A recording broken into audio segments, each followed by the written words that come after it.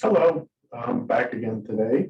Just wanted to share with you again some of the ongoing measurements, and it's pretty much background, although it's a little elevated today, the rate. If you're outside today in Wichita, there's a little bit faint smell of smoke, which is some grass fires to the west of us, and it's probably causing a little bit more activity, which is also being seen by the RadNet network of the EPA. But one question that's quite often asked is, what is the various rates and descriptions that we're seeing? So let me go to some of the units here that's quite often used in radiation. There's a lot of units in radiation, even an expert will be confused by them. But radioactivity at the source is the scientific units are considered to be becquerels, named after Henry Becquerel, who helped discover radioactivity. And 1 becquerel is just essentially 1 decay per second. But the common unit is the Curie.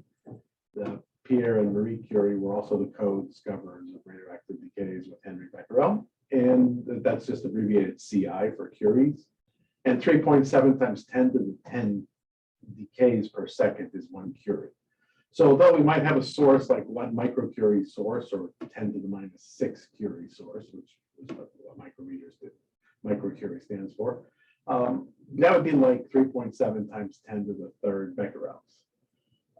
Now the absorption dose, these are usually the scientific units are considered called grays, but common units are called rads. And most people will report them as rads. Very few will actually go to the scientific units of grays. And that has to deal with how those radioactivity is absorbed. Different types of radiation comes in different forms. Beta decays, which is the emission of an electron. Gamma, which is a high energy gamma ray, which could be X-rays as well as alpha particles decays, which is the helium-4 nuclei, as well as neutron emissions.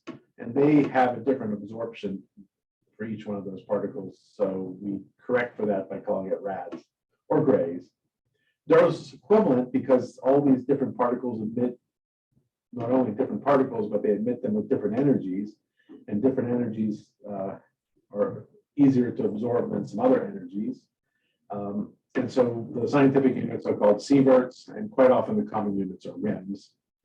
And then, of course, there's the exposure. How much charge is being dumped into a kilogram of either the human body or living organisms, or how much electrons per kilogram are being dumped into electronics, because it would kill electronics just like radiation could damage biological.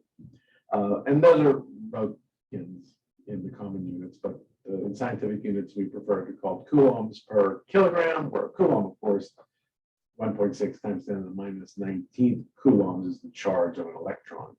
And so if you dump a lot of coulombs per kilogram, you could do a lot of damage. So these are all the different units. So let me change my monitor. And we'll have to get rid of my fancy background.